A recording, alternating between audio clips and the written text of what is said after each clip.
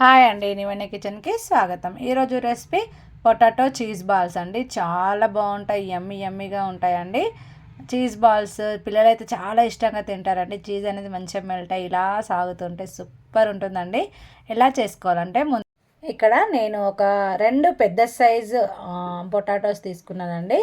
First వాటిని ముక్కలుగా cut చేసుకొని నేను బాయిల్ చేసుకున్న తర్వాత వాటిపైన ఉన్న తొక్క తీసేసాను. తర్వాత సన్నగా తరుముకున్న ఒక ఆనియన్, కరివేపాకు, తర్వాత ఇందులోనే మనం కొంచెం కొత్తిమీర, తర్వాత ఇందులోనే రుచికి సరిపడా సాల్ట్ వేసుకోవాలండి. సాల్ట్ అయితే చాలా ఇంపార్టెంట్ కదండి. రుచికి సరిపడా సాల్ట్ వేసుకొని కొద్దిగా కారం వేసుకోవాలి.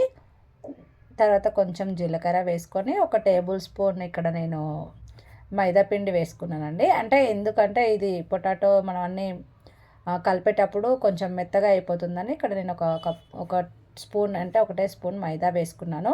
ఇక్కడ కార్న్ఫ్లోర్ కానీ అవేమి అవసరం లేదండి. జస్ట్ ఒక స్పూన్ మైదా వేసుకొని ఇలా మనం పిండి కదా కలుపుకున్నట్టుగా ఇలా ఆలూను పొటాటోస్ మొత్తాన్ని స్మాష్ చేసుకుంటూ ఇలా చూడండి, ఇలా చూపిస్తున్నట్టుగా మీరు కలిపి పక్కన పెట్టుకోండి. దీన్ని ఎక్కువ నానబెట్టాల్సిన అవసరం లేదండి. తర్వాత ఒక 2 టేబుల్ స్పూన్ల మైదా పిండి తీసుకొని అందులో కొద్దిగా వాటర్ వేసుకుంటూ లూజ్గా కలుపుకోవాలండి. ఇలా కలుపుకున్న తర్వాత దీన్ని కూడా పక్కకు పెట్టుకోవాలి. తర్వాత ఇక్కడ మీరు అవసరం అనుకుంటే బ్రెడ్ క్రమ్స్ తీసుకోవచ్చండి. కాకపోతే నా దగ్గర బ్రెడ్ క్రమ్స్ లేవు. సో అందుకే నేను ఇంట్లో ఓట్స్ ఉన్నాయండి. సో ఓట్స్ ప్లేట్లో తీసుకొని పెట్టుకున్నాను. కావాలంటే మీరు ఓట్స్ మిక్సీ ఒకసారి మిక్స్ చేసి కూడా పెట్టుకోవచ్చు. కానీ నేను డైరెక్ట్ ఓట్స్ తీసుకున్నాను. ఇందులో మనం ఆలు కొంచెం ముద్ద తీసుకొని దాన్ని ఇలా చూపిస్తున్నట్టుగా చేసుకొని దాని మధ్యలో చీజ్ పెట్టుకోవాలి. చీజ్ పెట్టుకొని ఇలా ఉండలా చుట్టేయాలి. చూడండి, ఈ విధంగా నేను వీడియో క్లిప్లో చూపిస్తున్నట్టుగా చుట్టేసుకోండి. తర్వాత మనం మైదా పిండి కలిపెట్టుకున్నాక దానిలో ఒకసారి డిప్ చేసుకొని మనం ఓట్స్ అనేవి అంటించుకోవాలి.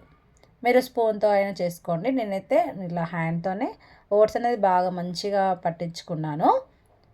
ఇక్కడ ఓట్స్ ప్లేస్లో మీరు బ్రెడ్ క్రమ్స్ కూడా వాడుకోవచ్చు. కాకపోతే నా దగ్గర లేవండి టైంకి.